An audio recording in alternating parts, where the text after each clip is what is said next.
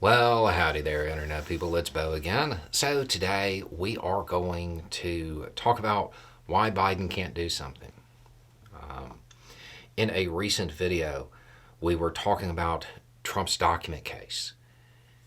And I said that basically at this point, it wasn't going to happen before the election.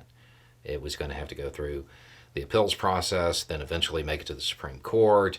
If it goes that route, so on and so forth, it was going to be a lengthy thing. And I think I said that if it was for it to happen before the election, it would take a miracle, I think is the quote. And I got this. Why would it take a miracle? Why can't it just take a presidential act? Why can't a sitting president remove the judge from her position and have a new judge assigned? Okay, so that can be interpreted two ways. Well, I guess with everybody reading into things, it could be interpreted three ways. I'm going to assume you're not talking about Biden exercising his new immunity. This could mean, realistically, it could mean removing the judge from the case or removing the judge from her position as a judge through a presidential act. Okay, removing the judge from the case. It's a different branch of government. The president doesn't have any authority to do that, like at all. The federal judge is part of the judicial branch. The president is the executive branch. There's a wall there. Does that mean there's no way for a judge to be removed? No. But it's a process, and it's not the president. The short answer to why the president can't just literally fire the judge is the U.S. Constitution. Article 2, Section 4, I believe Clause 2, let's just call it Article 2, Section 4, that way I'm not wrong.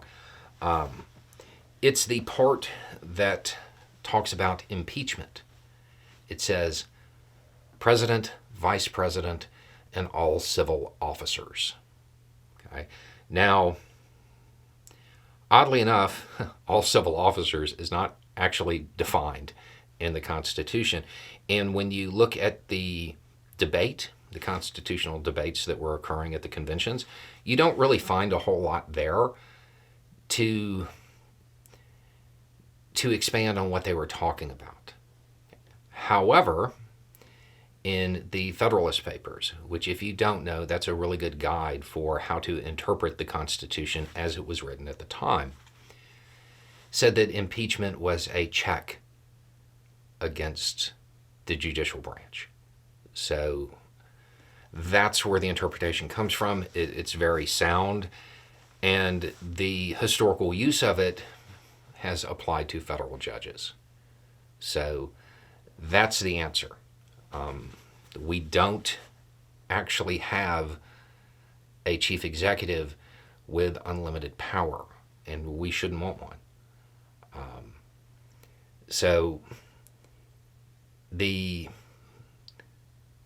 answer to the question, why can't he remove her, regardless of what you mean as far as just take the case away from her or fire her, he doesn't have the power to do that. The president, contrary to a lot of people's opinions right now, doesn't have limitless power. It's not supposed to.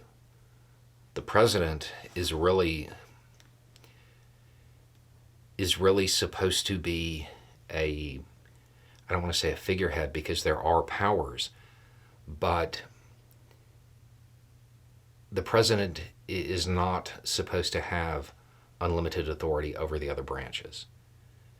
Presidents pushing the bounds of their authority is what has led to that impression.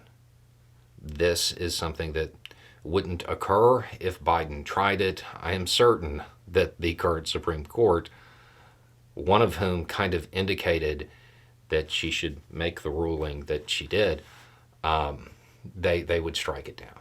That's not something he can do. Anyway, it's just a thought. Y'all have a good day.